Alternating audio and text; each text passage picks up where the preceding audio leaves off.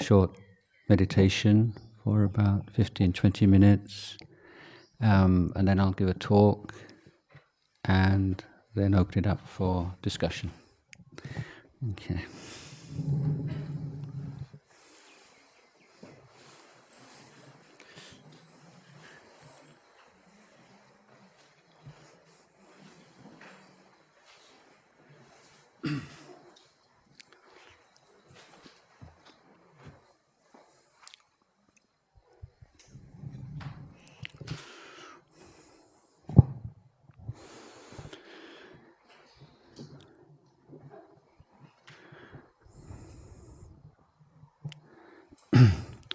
So meditation posture, one in which the spine is straight but not rigidly so, and the rest of the body is relaxed.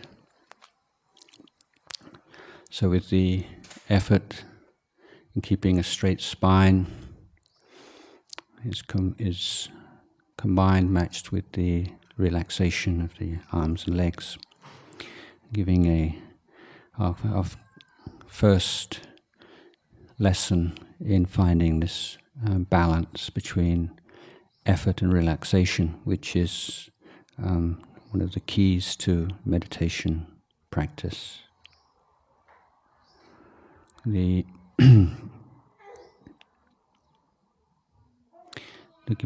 begin with, I'd like to invite you to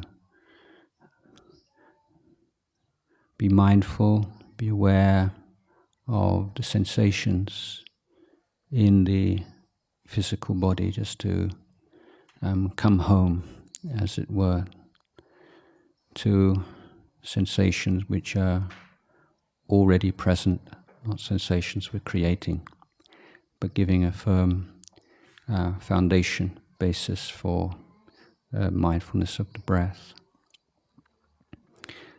So be aware of whatever sensations appear at the top of the head. There might be a sense of pressure, of warmth, of throbbing, of tingling, or nothing at all. Just simply be aware of however it feels in that part of your body. And then the sensations on either side of the head and the back of the head.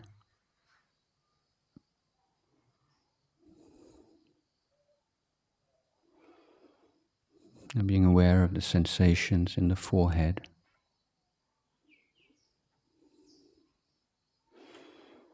Just breathing in, breathing out, being aware of these various areas of the body as the breath enters and leaves. Sensations in the eyes, eyelids,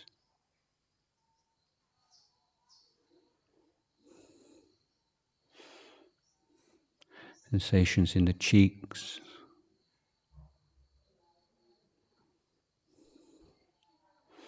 the two ears,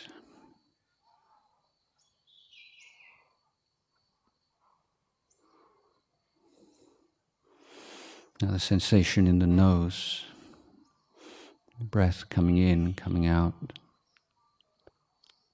sensation within the nostrils, at the tip of the nose, the sensations in the lips, lightly touching, and the teeth, lightly touching.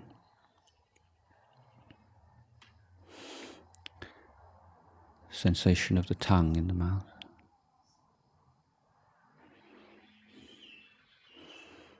Sensation in the chin and the jaw.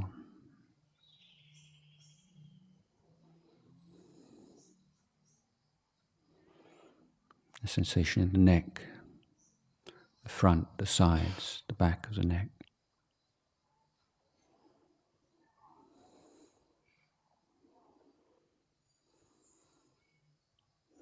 the sensation in the shoulders,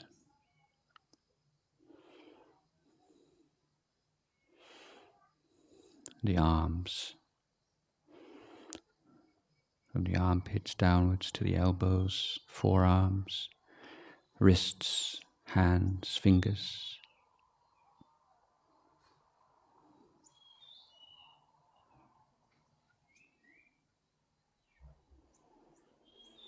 Sensation in the chest area.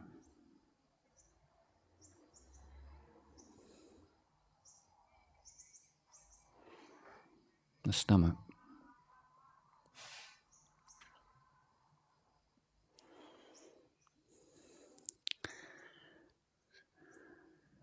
Now the sensation in the back, beginning at the base of the neck.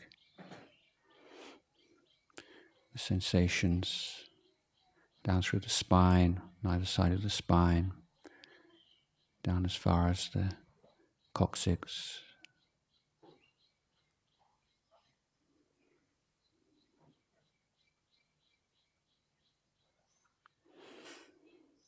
The sensation of the bottom and the pressure on the seat.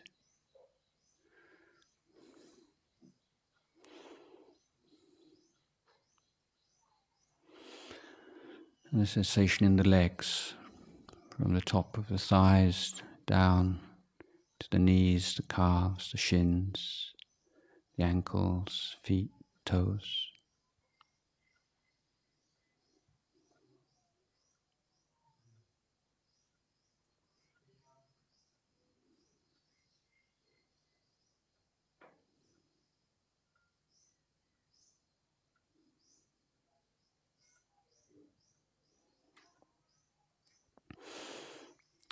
So now be aware of sensation in the whole body without choosing any particular area of the body. Just being aware of the body as a whole, breathing in, breathing out. Feeling the breath in the head, in the arms, the torso, in the legs. Almost as if the body was an oxygen balloon, expanding, deflating.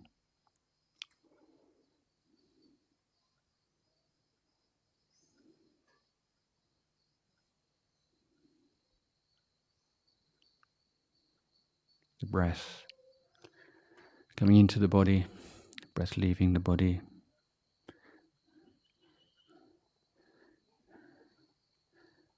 Sustaining sense of knowing. It's bright, clear, sharp. Knowing. Knowing the in-breath, knowing the out-breath.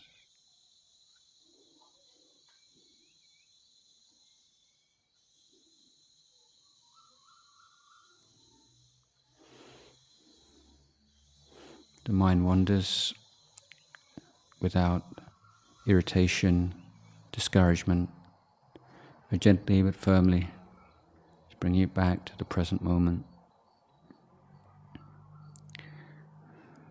Developing this acquaintance, awareness of being in the present.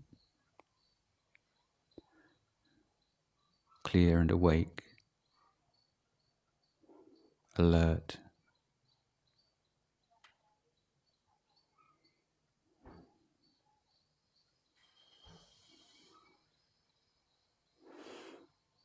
In the moment, the mind lets go of thoughts of the past and future, memories, expectations, immediate sense of well-being. Observe that, remember that sense of well-being which is waiting for us to let go of all that obscures it.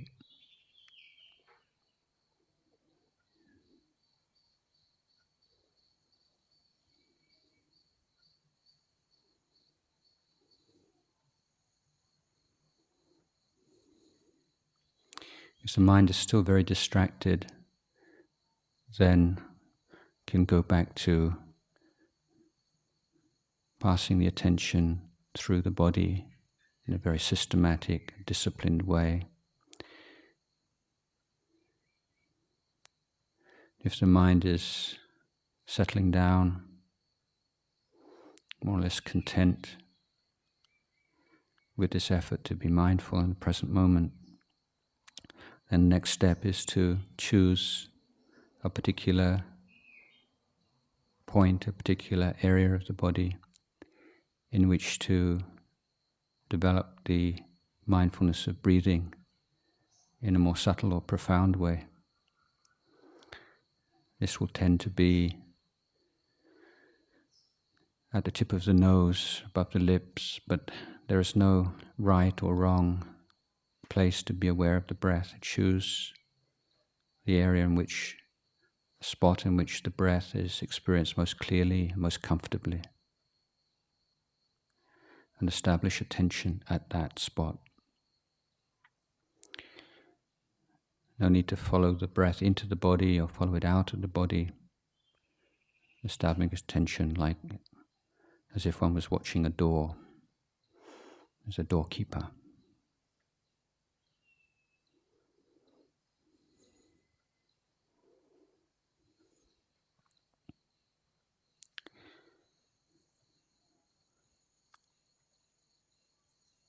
So develop this sense of interest, enjoyment of this effort.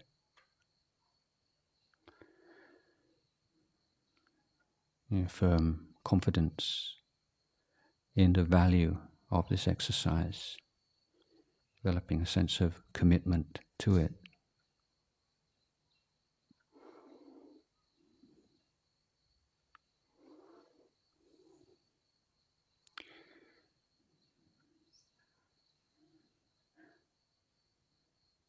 To help the mind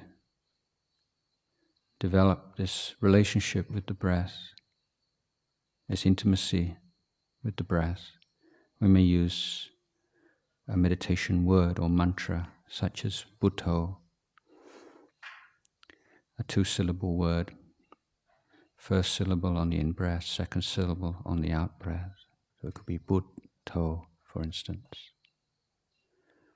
The second method is to count the breaths. On an in-breath, counting 1, on an out-breath, 1, in-breath 2, out-breath 2, in-breath 3, out-breath 3, in-breath 4, out-breath 4, in-breath 5, out-breath 5. And if we can count to 5 without losing track of the counting, in which case you have to go back to the beginning, then start a second count from 1 to 6, and then 1 to 7, then 1 to 8, then 1 to 9, and 1 to 10. One cycle of this breathing exercise is completed when we're able to count 1 to 5, 1 to 6, 1 to 7, 1 to 8, 1 to 9, and 1 to 10 without getting distracted. So you make that a goal to work towards. It's a challenge. So I can simply be aware of the sensation of the breath, fostering feelings of interest, enjoyment, and commitment. Or I can use a meditation word such as Buddho, or use the counting method to develop the first stages of the mindfulness of breathing.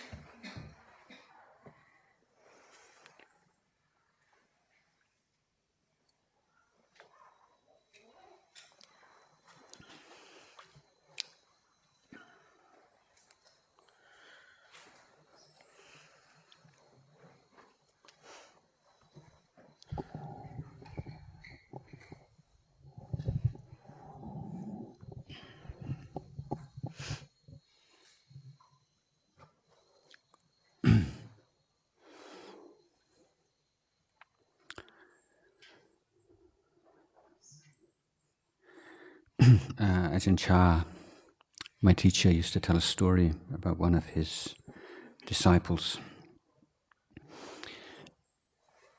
And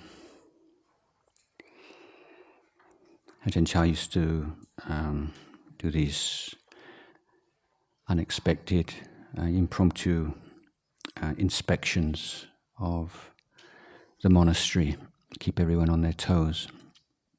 Sometimes in the middle of the night he'd walk around to see whether you were sleeping or meditating. And he, one day he was walking around the kutis, the monks' cottages, and going up into some of them to see whether they were tidy and clean and so on. And one of the kutis had a hole in the roof, and the monk living in the kuti had moved his few possessions over into the dry corner of the kuti. And so Ajahn Chah asked him, what are you doing? And he said, well, I've got a hole in my roof, so I'm just practicing letting go. I'm just moving my stuff over to the dry part of the kuti. And so Ajahn Chah said, that's the letting go of a water buffalo. That's not the kind of letting go that I'm teaching you. And so he would often quote this occasion in explaining to us this important principle of letting go. And so I'd like to speak on this topic today myself. So one of the obvious misunderstandings of this term is that letting go means passivity or not doing something. And Ajahn Chah would say, no, this is letting go within the activity. It's not necessarily letting go of the activity. That being said, there are, of course, certain activities that one does let go of in terms of refraining from. And so that is the realm of sila. So just as a beautiful painting or a well-written essay or novel is dependent on good editing and is as much a result of what's left out as what's included. Similarly, our conduct attains a certain quality and integrity as much by what we don't do as what we do. And the ability to not do certain things, even though we want to do them, is a sign of maturity, and is a particular quality of human beings that animals don't share, or at least except in a very limited sense. And this ability to stand back from our instincts and our desires and to make value judgments and to say, oh, well, I'd really like to do this, it would be enjoyable, it would please me, but I won't do it, it wouldn't be fair, it wouldn't be kind, it wouldn't be right. This, we may say, unique quality is something that is employed as a tool in the Buddhist system of development or education system, if you will. So rather than seeing morality as being derived from a Godhead who lays down rules and regulations that one keeps through desire for eternal heaven or fear of eternal hell, then the Buddhist idea is that there are certain ways of living together in a group that are more intelligent than others, and certain ways that lead to those things that we all cherish or hope for in our lives in the world. We want to live in families and communities in which we feel secure, stable, valued, in which we can both give and receive love and affection. And the question for us as social beings is, what steps can we take to try to create those kinds of families or communities, or at least come as close to them as is possible for us? And the Buddha's answer is that by voluntarily agreeing to refrain from certain actions and certain kinds of speech. The emphasis is it has to be voluntary. If a moral code is perceived to have been imposed from outside, then it won't fulfill the functions of sila or Buddhist morality. And it has to be seen as an education or a cultivation of good conduct, rather than merely conforming to a rigid set of rules and regulations. So we make use of this quality to edit our conduct and our behavior in a way that all those around us feel safe, in which we recognize that we're all subject to negative emotions, toxic emotions, such as greed and hatred and jealousy and irritation, that these emotions can arise in quite irrational ways, and negative emotions can arise targeting people who we love and respect. So recognizing that, we don't make any promises that we don't expect ourselves to be free of those negative emotions, but we make a commitment not to express them externally. So we let go, in this sense, of certain kinds of actions and speech voluntarily in order to create the kind of, or to contribute to the creation of the kinds of families and communities that we'd like to live in, and also to to reduce or to eliminate a sense of self-aversion, self-hatred, guilt, and negative perceptions of oneself that are a product of acting and speaking unskillfully. The Buddha made great emphasis on the relationship between conduct and mental states, how they influence each other significantly. And one of the things we can observe quite easily is that if we act in ways which we feel unkind or inappropriate, then we don't want to be with ourselves very much. You don't want to be alone with yourself after you've acted in a very unskillful way. Some people try to escape themselves in such cases through drugs, alcohol, or entertainments, or work, or any way in which to prevent having to live with the truth of feelings that are a result of inappropriate, unkind action.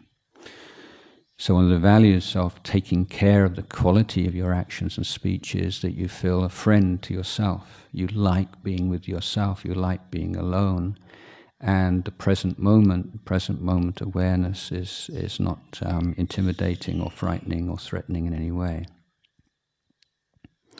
But with this kind of letting go as a basis, the other area in which we sort of external area in which we let go is through acts of generosity and kindness and sharing, which is both an internal and external letting go. As we share our wealth, we share our experience, anything that we have, we've amassed, we've accumulated, which might be of any benefit to others.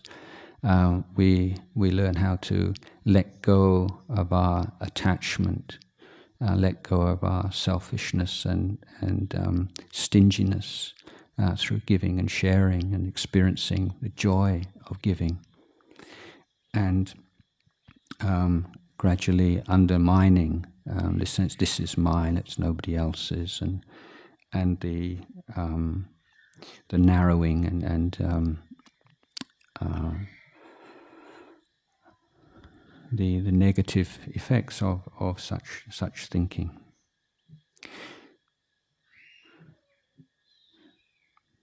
The area in which letting go comes up a lot in daily life is with regards to work and putting forth effort, whether it's into our families, careers, whatever area of life in which we're active.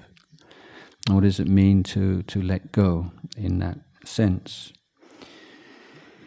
Well, the simile which my teacher was very fond of and used it many times is that of planting a tree, in which you dig a hole, you plant the tree, you water the tree, you protect it from bugs and so on. And you perform all your duties and responsibilities towards that tree. You do all that you can do to foster the growth of that tree. But you cannot take responsibility for how quickly that tree grows and whether the fruit that it bears is sweet or sour or bitter. These are out of your hands. They're a function of the soil, of the climate, of rainfall, of so many different things over which you have no control. And the analogy here, of course, is that in anything we put effort into in our lives, we're never alone. We're never working in a vacuum.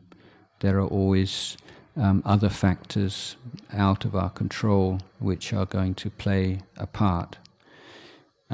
Sometimes maybe particular people or institutions or political systems or economic factors, so many different things come to play, come to bear upon our efforts in life. And so the skill is to recognize in which areas we take responsibility and in which we let go. From letting go here is letting go of expectations or demands. Expectations that because we put so much hard work into something, we made so many sacrifices, we did something with such integrity and purity of heart, that therefore we have a right to certain rewards which should be, we feel, commensurate with the quality and length of the effort that we put in. But when we look at it in terms of the causes and conditions that are coming into effect here, we see that effort of ours is just one strand, is just one element of this complex stream of causes and conditions, and that there is no necessity at all that things should result in the way that we would like them to. So we let go of that expectation, we let go of that demand that things should work out the way that we want them to work out. And so we put forth effort with chanta, which is a Pali word meaning wholesome, intelligent desire. There are two kinds of desire. There's a desire that comes from ignorance and wrong ideas and mistaken assumptions, and there is the desire that comes through wisdom and understanding.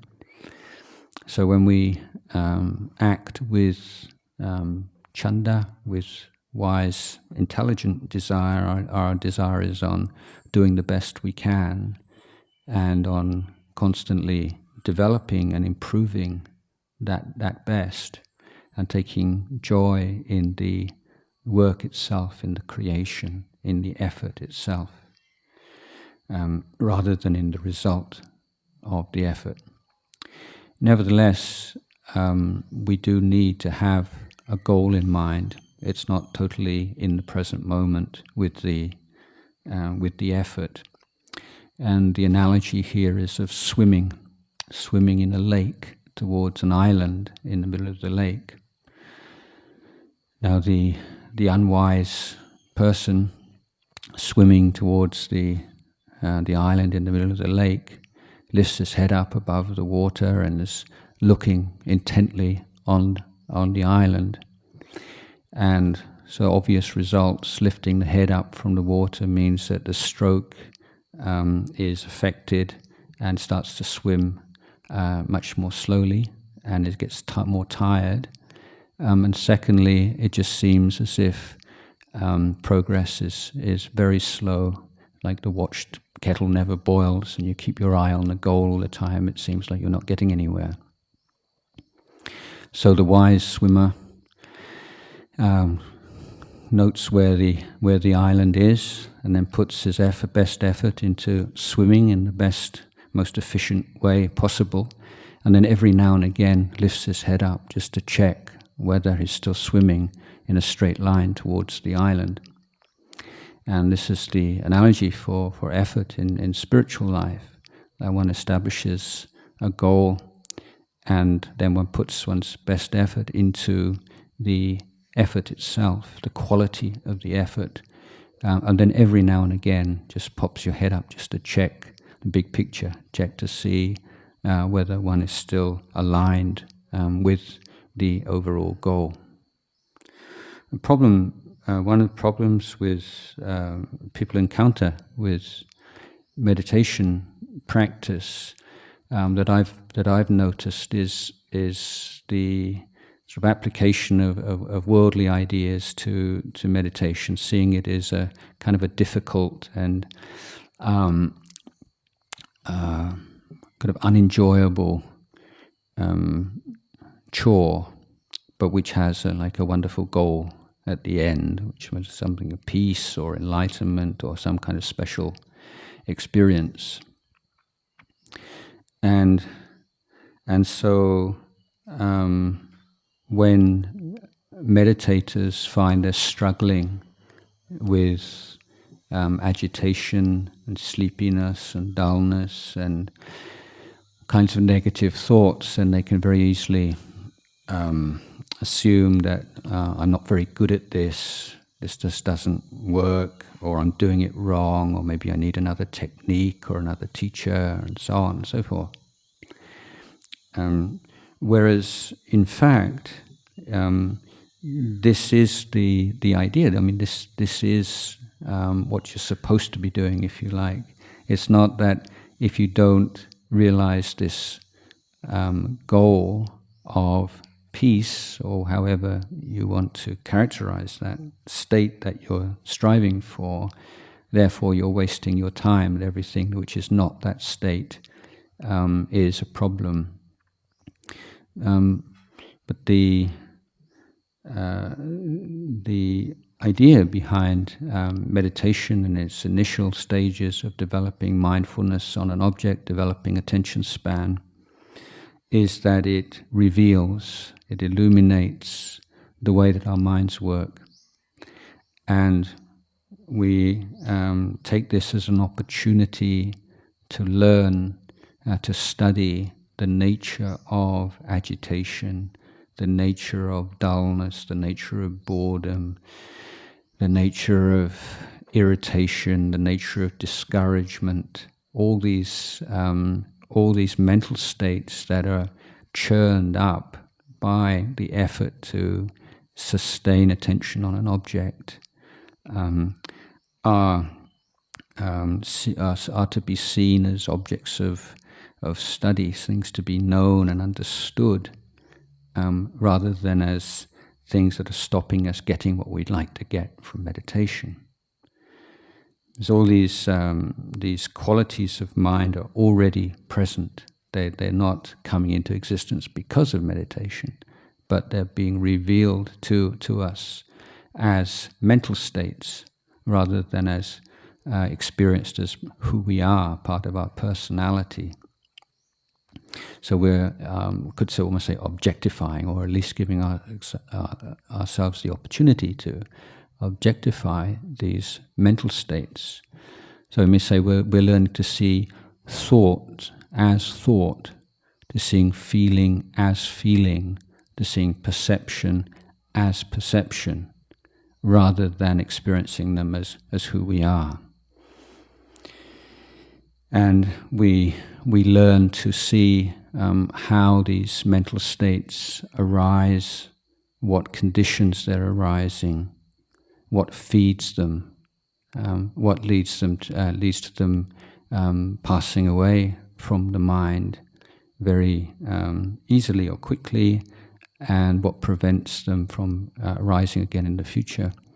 So we're learning some very important things in how to deal with our experience of life.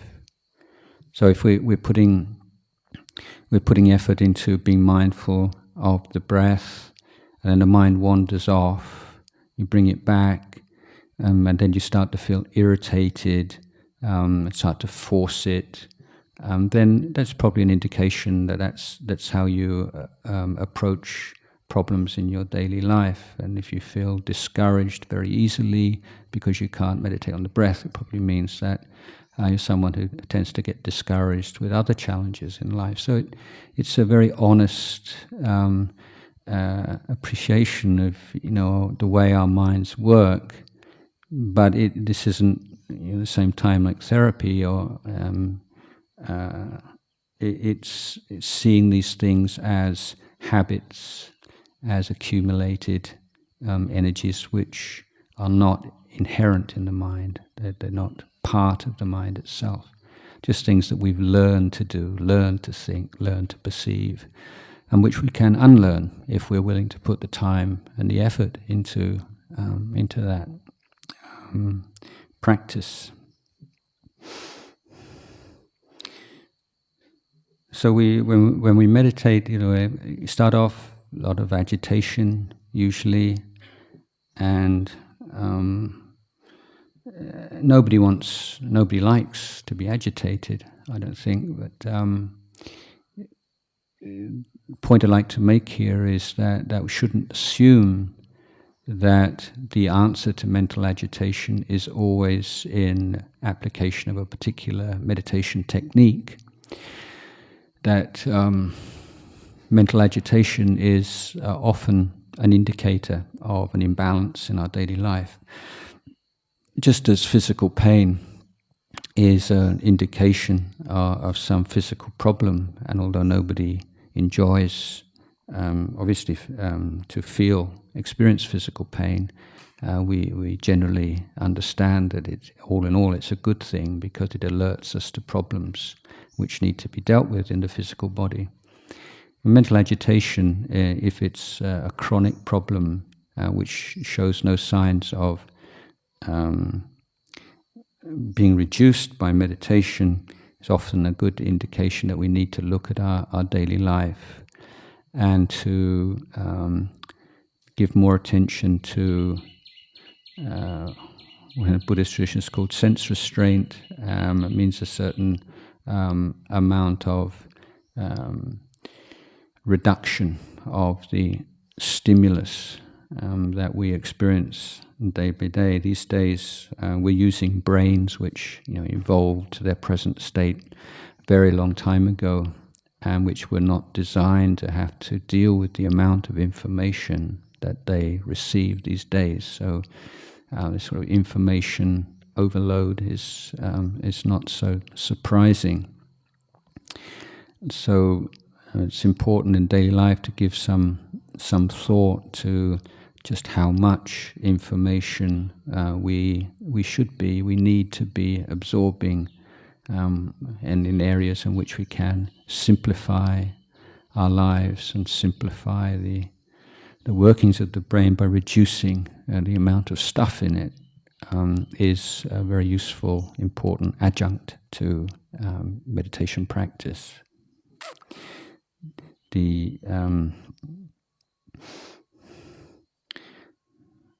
But often a lot of the things that go through our mind are not sort of bad or unwholesome in any great sense, but they're just noisy, and they take a lot of energy, and they accustom the mind to a certain level of activity, to the extent that it becomes very similar to an addiction, like a drug addiction.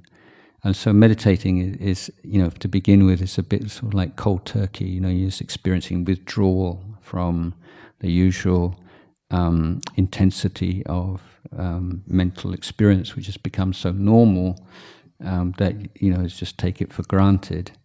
So it's a real challenge to the mind, but one which can lead to very positive results. So all that's needed really is kind of application and continuity of practice. Again, there's a classic simile here is if there was a caveman with the two sticks, rubbing them together to get fire, and he rubs them, and then after a while he starts to get tired and just thinks, I'll just put them down for a few minutes and have a rest and then carry on a bit later, and then picks them up again until it gets tired and puts them down again, does this a number of times and concludes that you can't really get fire from two sticks. You've tried it many times and it doesn't really work. It's probably just some kind of superstitious belief. Obvious fallacy there is that this particular process requires a continuity of effort which hasn't been applied. Every time you put the sticks down, they cool down, and you're starting from scratch. You're not carrying on as you thought you were. And meditation is like that. It's really important to keep doing it and keep applying yourself to it. But meditation practice in itself really only becomes transformative when the rest of our life is in sync with it, and there's a general approach to life of interest in learning from experience, developing this ability to observe and to be present to our experience, So one of the values of meditation is learning to do something which has no immediate result. So usually, in the world we're doing this. So when we've done this, we can do that, and then we can do that afterwards. And there's always this very goal-oriented activity in one way or another, except when the mind goes to the other end of the pendulum and just wants to let go in a very heedless way. So in meditation, we're learning how to put effort without any guarantee of any tangible result, at least in the near future, and to learn how to enjoy that, and to be skillful enough to enjoy effort in something that we find meaningful and useful. And so we're learning how to see between mental states as we're more mindful. Gaps between thoughts and perception start to appear, and so they, rather than being this continual stream of thoughts and feelings and emotions, now there's a drip, drip, drip. There are gaps, and at the beginning it's just as an occasional kind of respite or occasional rest between thoughts and memories and so on, and then as the intervals increase, then they start to become more prominent than the mental activity. So now you have this sense of something arising out of silence and passing away into it, and that's a significant change in the way you experience your mental life now. And the movement is one in which the focus moves away from the content of experience to process. So a lot of our suffering is because we give so much importance to the content of our thoughts, and simply switching to an awareness of the process, the fact that it is a mental event, something which has a beginning and has an end. That very simple but quite momentous flip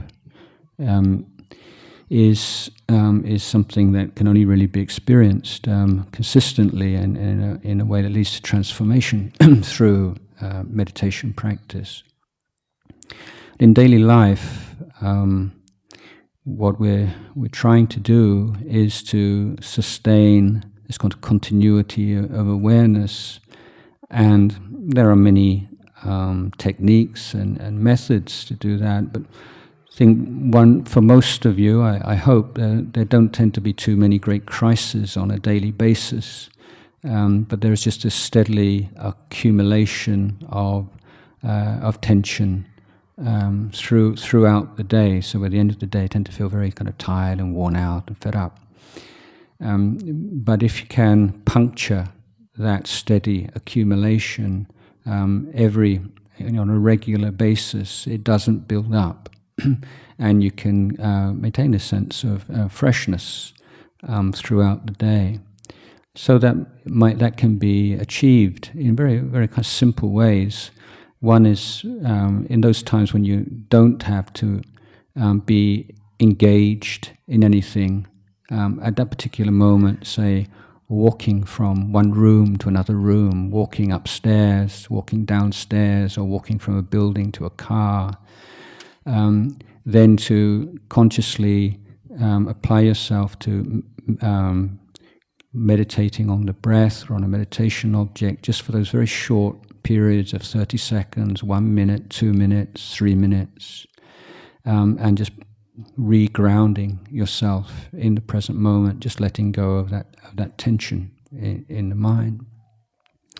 Another very simple and effective means is to take 3 breaths before you pick up your telephone. Every time you hear it, you don't have to pick it up immediately. You just breathe in, breathe out 3 times. It's very simple, but it helps you to be more mindful while you're speaking. But again, it just punctures that kind of sense of being carried along by this kind of wild, restless stream of energy all around you. So I have to carve out these little spaces of silence and stillness, even if they're for a very short period of time. Sitting in front of a computer screen, when you get a bit fed up and tired, instead of just surfing the web, just close your eyes and watch your breath for a minute, 2 minutes, count your breaths. Just come back to yourself. Just experience how pleasant it is just simply breathing in and breathing out, being a human animal, sitting in the present moment with nothing to think about.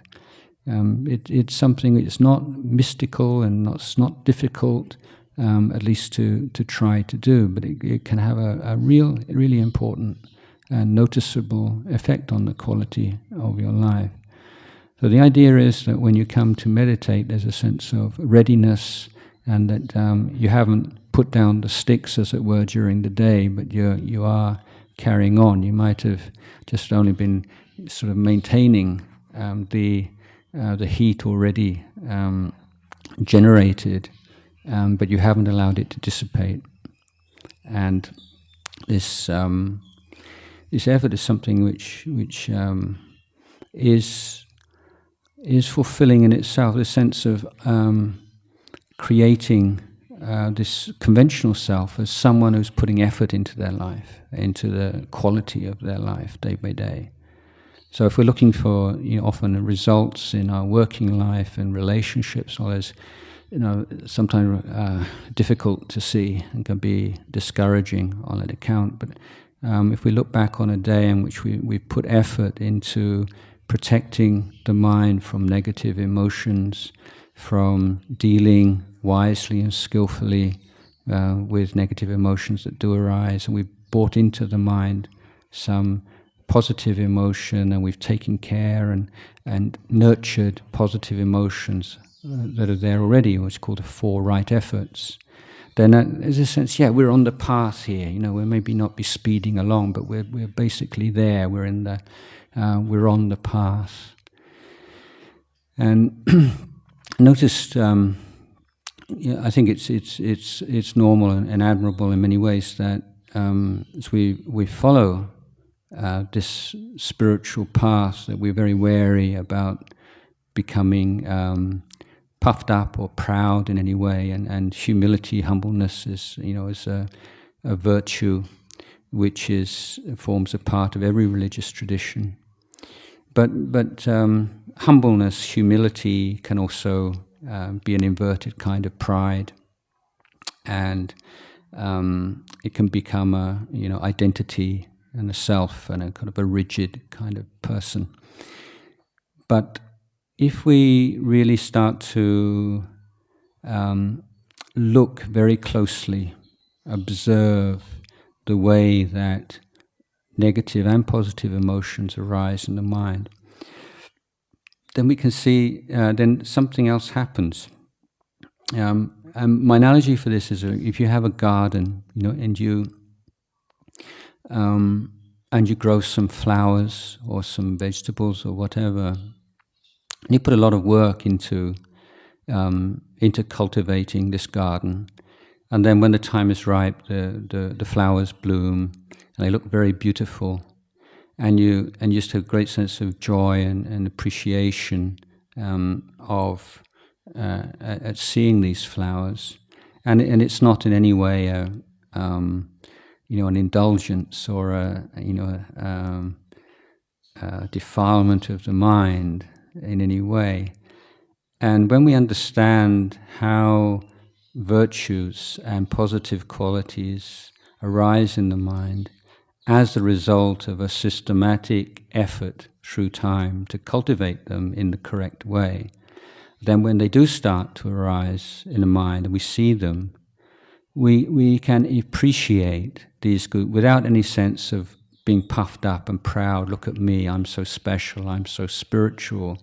But seeing just the way that we would look at beautiful flowers in the garden. And it is tough, it is difficult for everyone to be developing spiritually. Even in a monastery, it's difficult enough in a monastery, let alone in the world. So I think that sometimes you can miss out on a very accessible and legitimate source of joy and pride in seeing these small, incremental, beautiful changes taking place within you. You know, that it's not something to fear, but when you see just this spontaneous arising of kindness and goodness, and and restraint and sensitivity and so on, and not seeing this are who I am, I'm special, but you see these as flowers that are growing because you followed the Buddha's path.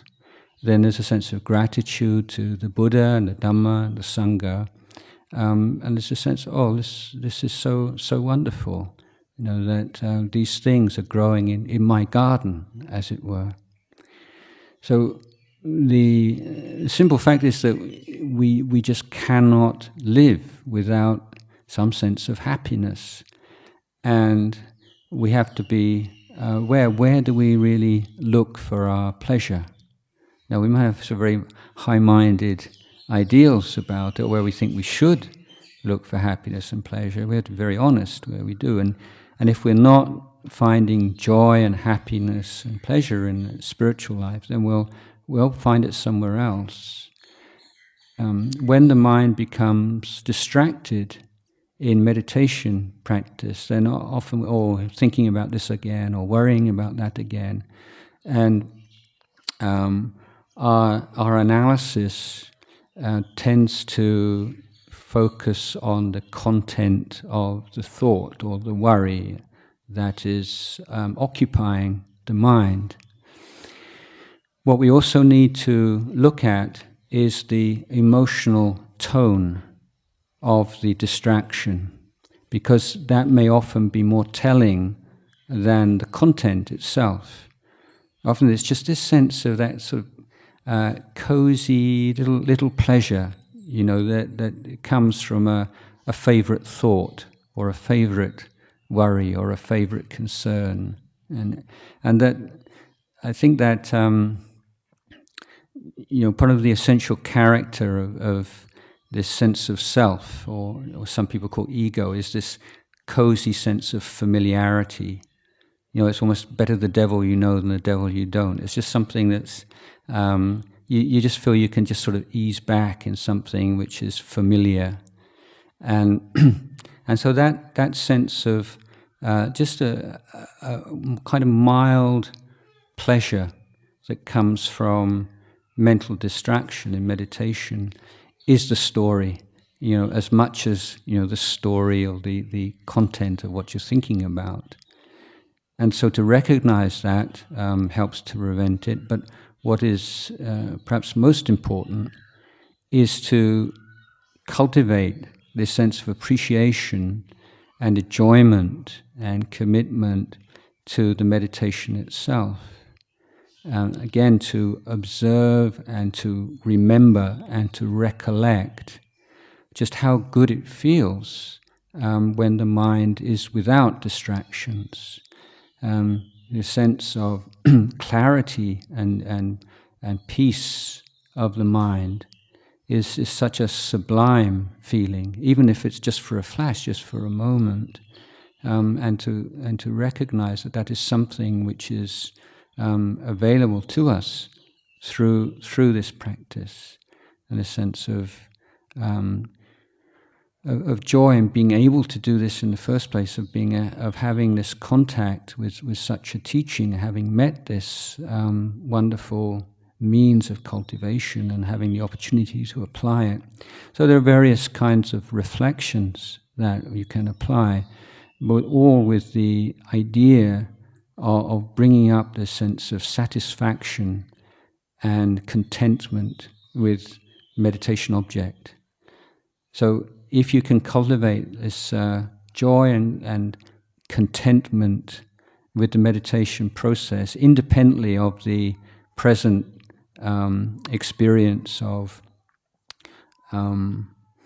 clarity or lack of clarity, but just this overall sense of this is such a worthwhile thing to do. This is such an important part of my life. that in itself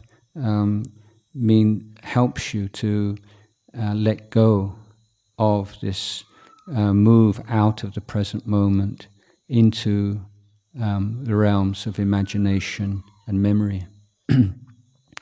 Because this in the end is what it is. The past, all the things that have happened in the past, whether it's in this life or previous lives, right now what remains is memory. And the future, whether it's a future that we look forward to with trepidation and fear and anxiety, or with excitement and anticipation, all those future scenarios are just present thought, present imagination. So being aware of memory as memory is an understanding of the past, and being aware of thought as thought, and it encompasses the future. So past and future all meet in the present moment.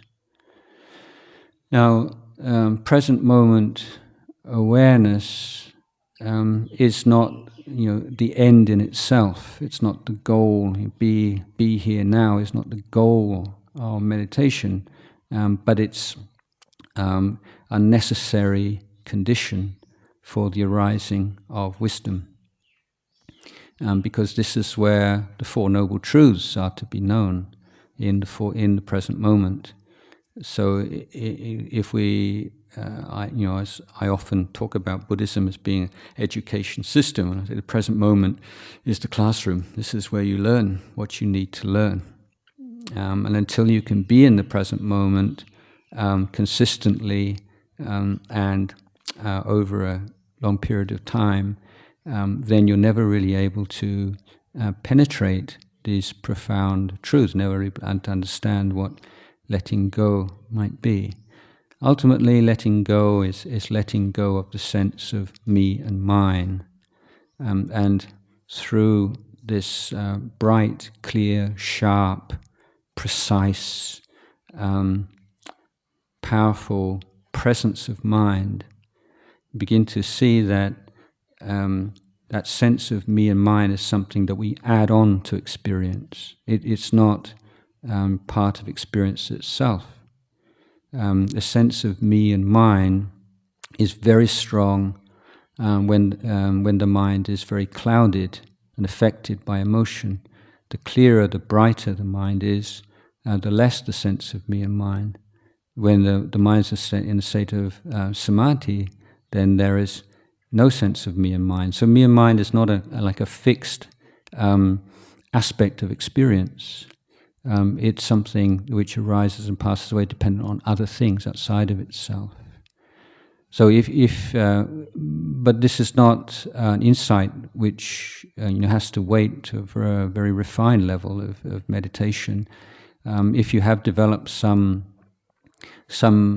level of mindfulness, you will have had that experience of just suddenly something pops up into the mind, just something appears in the mind, something occurs to the mind or dawns in the mind without any sense of volition, or that there is someone who is thinking that or is making that happen. It's something that arises, and then if the mindfulness is very good, the knowing of it arises simultaneously.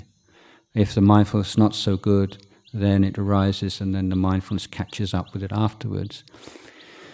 But the sense that things are just happening by themselves without some orchestrator, without someone standing behind experience and making it happen, is one of the central insights of Buddhist meditation practice.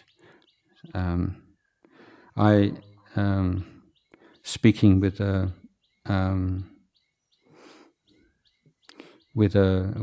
Jesuit academic some time ago, and I'd been giving a talk on Buddhist concept of happiness and the different levels of happiness, different defining it in terms of the conditions upon which it's based. The basic idea being that the more conditions there are for for a certain kind of happiness, then the coarser it is, and the more refined kinds of happiness are dependent on fewer and fewer things outside of itself.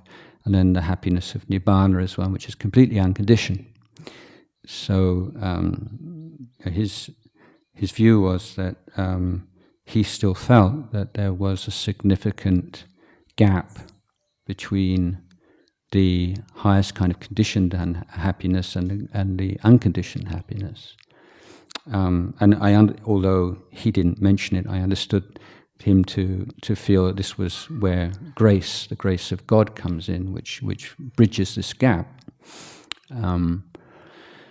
So my idea is that an analogy would be that of water, that at least superficially would see huge difference, and an unbridgeable difference between water and steam, or water and ice. If we didn't know that those three things are transformations of the same element, we wouldn't necessarily think that they were very obviously one and the same thing. And so my view is the difference between the unconditioned, the conditioned having the unconditioned. It's a natural development. When water reaches 100 degrees centigrade, then there's not somebody has to make it. There has to be some external force that transforms water into steam. But water becomes steam when it reaches that level. It's just a natural process. So in Buddhism, we're not looking at grace or some external supernatural power, but we're looking at things as being the function of causes and conditions. And we have a belief that human beings are at least potentially intelligent enough to be able to distinguish causes and conditions of progress and regress, and to promote the conditions for progress and to inhibit or eliminate the conditions for regress. So this is not some kind of, a mystical, strange, exotic. It's just applying same kind of principles you apply every day in your daily life into your working life and into your internal life, and not seeing why there should be any great difference. If you have a problem with your car or your problem in your working life, say, what is this problem? What's the extent of the problem? What are the causes of the problem? What do we need to do about it? What can we do about it? What do we do first? What do we do? What can we leave later? What are our resources? This kind of thinking is just absolutely normal, natural to anyone in their external life. But why do we never think to apply, or very rarely think to apply these same principles to our internal problems? So it's not so different.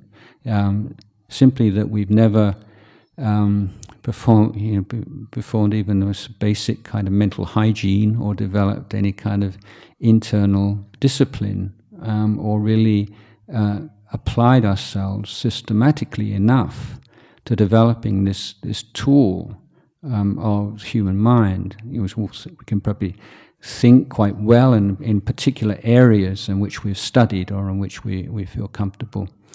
But that quality of thinking tends to be very circumscribed. And we tend to have big black areas in which we revert to magical thinking or no thinking at all. So the Buddhist idea is what we're trying to do is to develop our minds in such a way as that when it is appropriate and necessary to use the thinking mind, then we can use it and think about what we want to think about in an intelligent and penetrative way. But when it's not necessary to think, then we don't have to think. And one of the traps, or one of the biggest obstacles for people who use their brain a lot, or their thinking mind a lot, and are successful in life because of their thinking ability, is to identify with it and to consider it me and mine. So the idea of meditating in such a way as to let go of thinking can be particularly threatening, because, well, if there's no thinking, then who am I? Who would be left? If you think that I'm proud, all that I'm most proud of in my life is a function of my thinking, then it's quite a challenge to consider following a path in which we're letting go of that thinking. But the comfort is, of course, is not being asked to anesthetize your critical faculty, simply to discipline it and to use it in those areas where it should be used, rather than allowing it to spill over into areas of life in which it is more harmful than useful.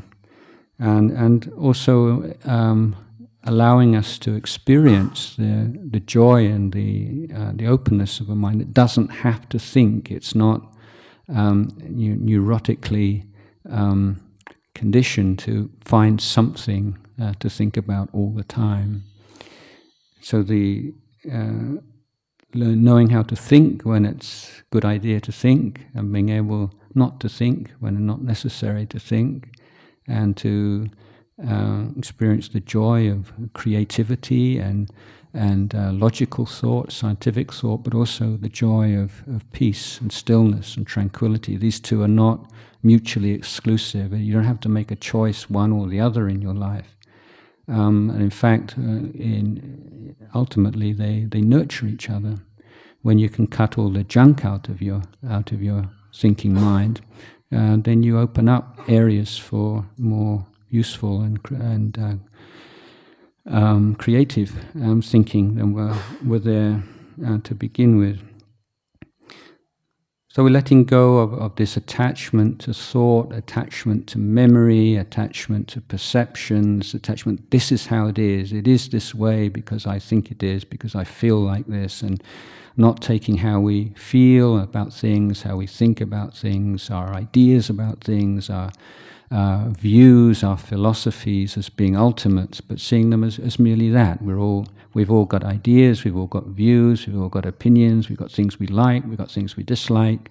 That's completely normal, natural part of life. But the idea is that we just don't take them quite so seriously anymore. We say, yes, it's just that. I have this sense of like, I really enjoy this, or I really don't like that. That's all right.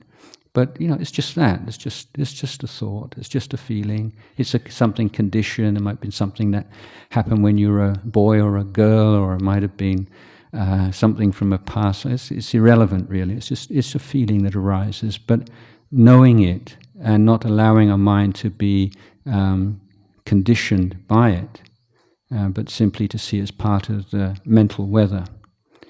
So letting go of attachment to things doesn't necessarily mean that those things are not there anymore. The things that do disappear are the negative, the toxic mental states, because all the toxic mental states are dependent on a wrong perception, a mistaken, distorted perception of things. So the more clearly you see things, then the more those negative mental perceptions and so on will disappear. But positive sort of idiosyncratic likes, dislikes, affinities and so on, these things are relatively unaffected. And even fully enlightened arahants still experience these they have sort of favorite foods, and some of them chew betel nut, things like that. So it's not, we just become this kind of blank slate. And in fact, Ajahn Chah used to say, you look at if you were to a group of enlightened beings, it's like a group of different birds of different species. They're all obviously birds, but somehow, some are white and some are brown, some are many-coloured, some have very beautiful voices, some very not so beautiful voices. Their only similarity is that they're all birds, and he said it's the same way with enlightened beings. So that's the talk I'd like to share with you today. Thank you. Yeah. We have a bit of time for questions, a few questions. I did have one question, one observation. I don't know if you've noticed, maybe you haven't, but in these Pali, there's a lot of talk about attachment, but not much talk of letting go. Mm. I don't know if you've noticed that. I guess it's there by implication. You know, we have upadana, but we don't have the opposite in the sutras.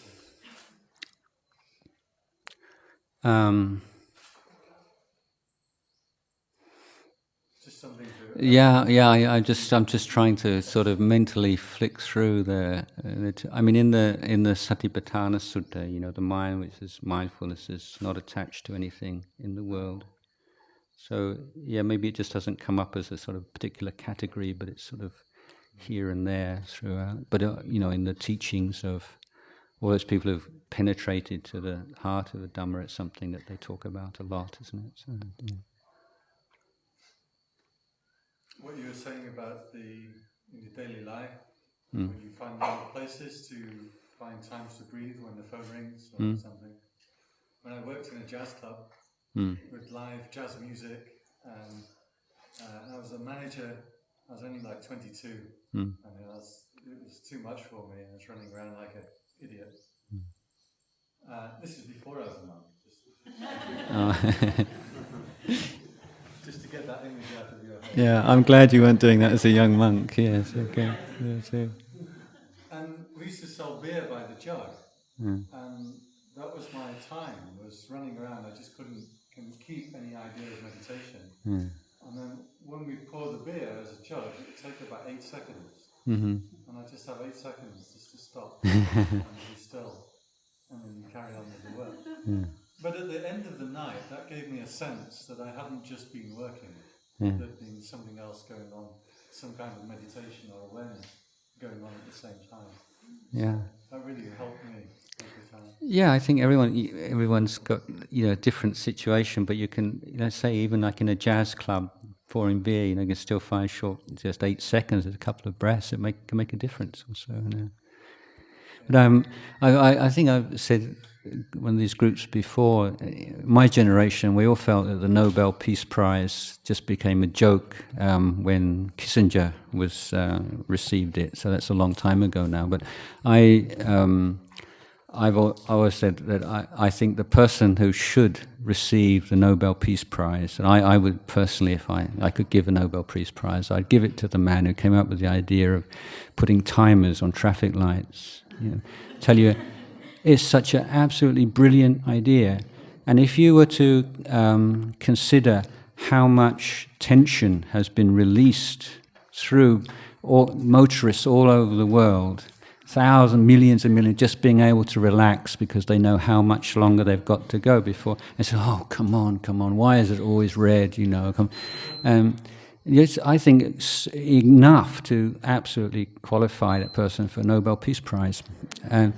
But for all of you, you know, this is when you get to a red light, you know exactly how long. You don't have to worry. You don't have to be looking left and right. You can just be watching your breath for 20 seconds or 30 or even 70 seconds or 80 seconds or whatever.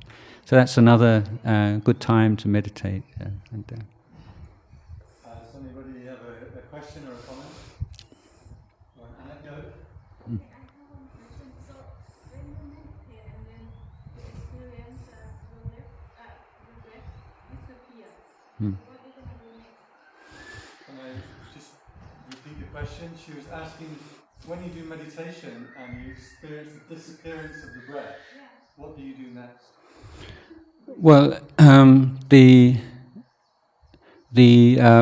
knowing that there is no breath, that's still there. So you're not meditating for the breath. You're meditating to cultivate the sense of knowing. Okay, that's what you want in meditation.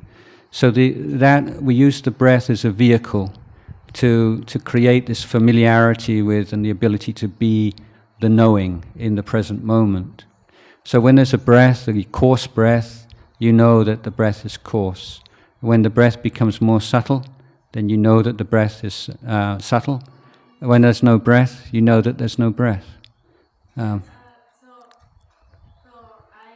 that there's a knowing. Yeah. And then keep sitting there knowing that, and then it's distracting. Well, then there's something more than just knowing if it's distracting, isn't it? No, I mean, knowing for a while, and then it's gone. Yeah, well, what happens is the mind becomes very still to the extent that you may not have any perception of the breath or of the physical body, but that's a conditioned state. And then after a while, then there start to be perceptions of the breath again or of the body again. But the mistake is to feel that something wrong or that that's the end of the meditation, but it's the next stage of the meditation. Because the period of stillness is the one in which the mind becomes very powerful. And that's the value of it. When it comes out of that state, then it's able to develop the insight into impermanence and dukkha and not self. So when the mind comes out of that state, just be present and just to know the arising and passing away of whatever. It might be a feeling or a thought or a perception or whatever.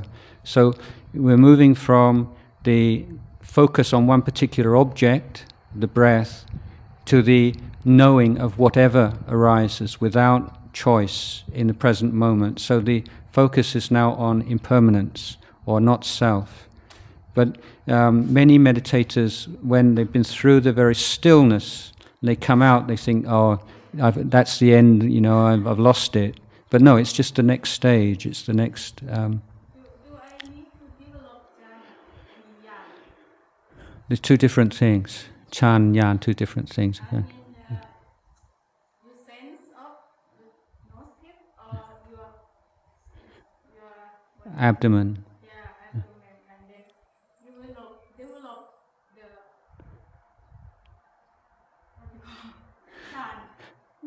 Well, you don't have to give it names. It's just be with the knowing. Don't need to create the light or the things. No, you don't need to be creating anything. You want to be knowing what's happening, what's going on. And, afterwards you come out of that state after an end of meditation, you might review it and you say, oh, that was maybe jhana, or that was... But that you don't want to be thinking in those terms during the meditation, or thinking, is this jhana, or is it this and that? Or all you want to need is that clarity and precision of knowing in the present moment.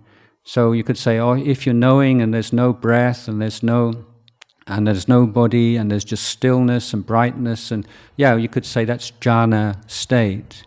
But it's not necessary to be giving it these titles at the time, or even to be saying this is samatha, this is vipassana and things. So one last question for me. So, okay, I have the knowing state, and then I feel like I don't want to lose it. And I feel like, how can I get that state again? Well, then that's what they say is like adding legs onto a snake. It's not necessary to think about those things. That's you've lost your mindfulness. Then there's desire, there's doubt, these are hindrances that have come into the mind. So to recognize those kinds of thinking as hindrances, and to be protecting the knowing, not allowing those things to take over the mind. But the moment you start thinking, I want this kind of experience, I don't want that kind of experience, and how can I get this experience back again? Then you've lost the track, you've lost the path. But at the same time, you should be observing throughout the day those things that help you to sustain that sense of knowing, and those things that make it very difficult to sustain. And this is the way that you start to find that your life changes. The kind of choices you make, the kind of life you live, not being somebody else saying you should this and you should that, but you just feel, this works. This is in harmony with my goals and my aspirations, and this is not. Mm-hmm. Okay, anyone else have a short question, short answer? Don't have too much time. That was very short. Sorry,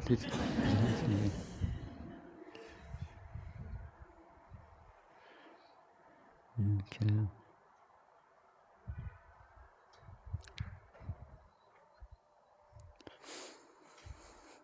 Anyone else have anything experience in your daily life of trying to make a little space to be mindful? I have a little question. Just ask. Just in daily life, how what approach should just a normal person, apart from a meditation routine, which obviously would be beneficial. Like what should we do? How should we approach the desire on like towards various things on a practical level, Yeah. daily life? So the question is how to approach desire on a practical level in daily life.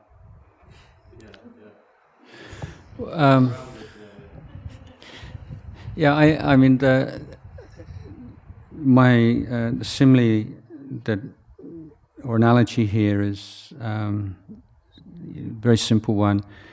You want to go to Bangkok. You say to me, I want to go to Bangkok. Would it be correct for me to take the road through Saratburi? I would say immediately, yes, that's the way to Bangkok. But then you say, I'd just like to go for a drive. Just drive and see a bit of Thailand. Would it be correct to go through Saratburi? I can't answer you in the same way anymore. There's no correct answer. Yeah, you would just want to go for a drive. Okay, so you could go this way or that way, wherever. You said whatever, you're just going for a drive. So the point being that these kinds of value judgments, what's the correct or incorrect way, they only have a meaning when you have a goal. So, you have to ask yourself, well, what do I want to develop in my life? What are my aspirations? So if your aspiration is to find some peace of mind, then certain kinds of desire are not going to work with that. They're just going to really stir you up. But if your aspiration is sort of maximum amounts of excitement in my daily life, then certain kinds of desire would work. So it always has to be related to what you really want to aspire to in your life. And then number one is observe. Always observe what works, what happens when you act like this, when you follow this path. What happens? How do you feel afterwards? What are the long-term, short-term effects on physical, mental health, effects on relationships, effects on people? So more than anything else, I think the Buddhist path is one of observing. And because when you observe for yourself, it's not like something in a book. You say, yeah, I don't know about other people, but when I do this, it makes me feel terrible. When I do this, it really feels, my mind feels bright and calm and good. And I don't know what other people say. I just know for me this works. Finding out for yourself what you want to, what's worth pursuing. Yeah, those. But yeah, definitely, it's great advice. I just like to share this story. My teacher used to tell about this man who goes fishing. He's a poor person, he needs some fish to feed his family. He goes out in the pond, he's fishing all day, doesn't get a single fish, and comes home, and he's walking home, and he meets a friend on a path, and his friend says, "You look pretty miserable." So I said, "All day I've been out there working so hard to get some fish for a family meal," and his friend says, "Don't you know there's no fish in that pond?" So what's his mistake there? The mistake is he's asking the wrong question. His question is, how can I get fish out of this pond? When the first question he should have asked, which he jumped over, was, are there any fish in this pond? So we spend so much time, answering the wrong questions. Instead of saying, what are the questions I should be asking myself in life? What are the really basic questions, like long-term questions?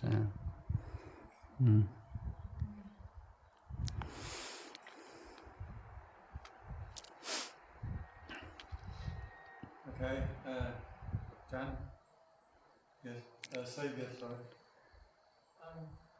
Doesn't it seem paradoxical to you that mindfulness could lead eventually to total unconditioning? Because I would characterize the state of total unconditioning as being one of mindfulness.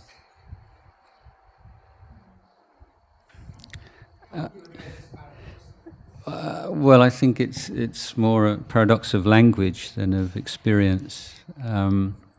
The mindfulness is one element of the Eightfold Path. It's not in itself enough for realization of the unconditioned. But of course, apart from arahants, nobody knows what the unconditioned is like. So it's just speculation. And I'm not an arahant, so I'm not qualified to answer that question, unconditionally.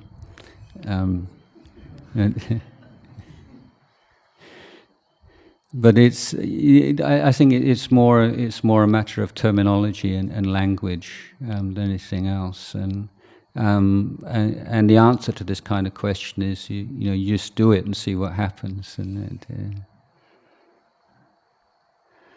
But in a sense of the connection between immediate connection between mindfulness and unconditioned is the sense that when there's an impact, somebody does something, somebody says something, something happens, which the unmindful person reacts instinctively, automatically, whereas the mindful person doesn't. That there's a space there. So let's say someone treats another person with contempt. It's probably the most difficult thing to handle, out and out contempt. And then usually there's an immediate emotional response to someone treating you with contempt. So we can say very obviously that mental state, that reaction, conditioned by the impact. Whereas the mindful person, there's a stillness there, and there's not that reaction, but there's a response. So there's a sense of an inner freedom and a quality of wisdom which is conditioned by mindfulness, rather than the reaction, emotional, physical reaction, conditioned by the speech or the action of the person. So that would be how I would understand, like, unconditioned in like everyday life as a first step towards sort of ultimate unconditioned nature.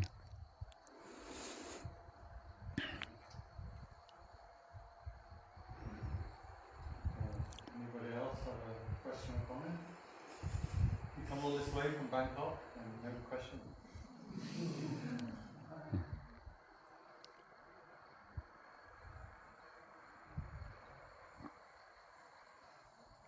That's a question, but one of the difficult things is that as things drop away more, most people's lives are involved with who they are and what they're doing, and so it becomes difficult with friends. What are you doing? Oh, nothing. How are you spending your time? Oh, just living. It starts to become a bit discordant with what seems to be normal life for a lot of people. Do you have any comments to make about sort of managing that situation a little bit? Without sort of getting caught up in trying to find something that's very important to do. Maybe you could repeat the question for... Go ahead. I wasn't listening that closely. Living your life without doing very much, because you're living more mindfully rather than for what you're attaining. Yeah. That becomes sort of discourse with... Can be. Discourse with the people around you, I guess, in your family members. And it's uncomfortable, like what's going on?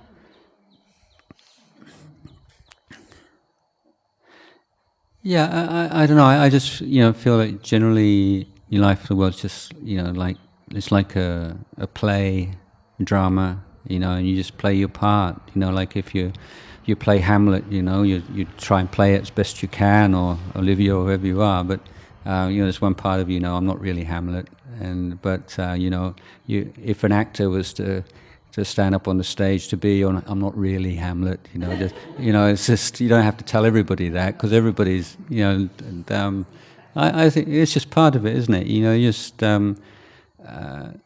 the Buddha at one point said, we live in this world of conventions, and being free of conventions doesn't mean that you flout conventions.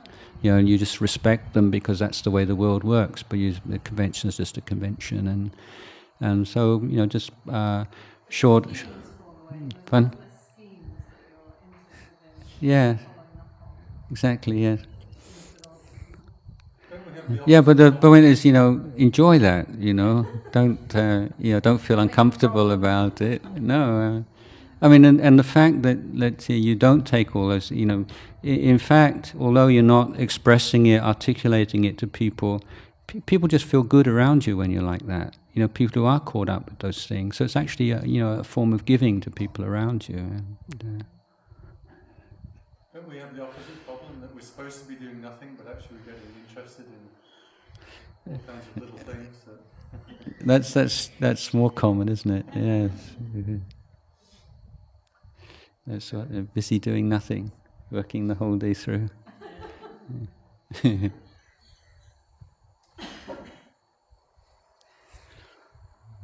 last chance for anybody to have if you have a question or a comment or a difficulty in your life that you would like a solution to.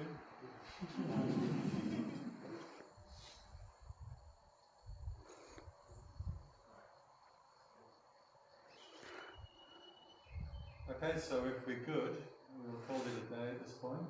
I'd like to thank Ajahn Jayasaro You're welcome. for the talk for us in English today. Okay. And thank everybody for coming. Glad everybody could make it. We'll be leaving at exactly 10 to 4. So if you're coming in the vans, please be by the vans at 10 to 4. Now I won't know because some people might take a lift with somebody else, so you might not turn up at the van. So if anybody's not there, I probably won't know that you're missing. So do be there at 10 to 4 because we'll go whether you're in the van or not. Because I'll assume that you've got a ride with someone else if you're not there. And I hate to say it, but do go to the bathroom before we...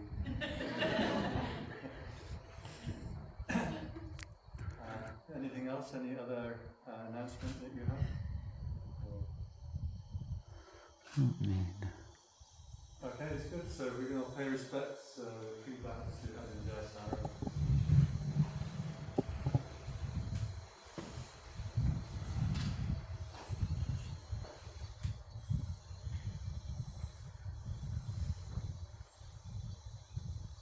There are some Dhamma materials in English downstairs. Okay, are they for free distribution? Yes.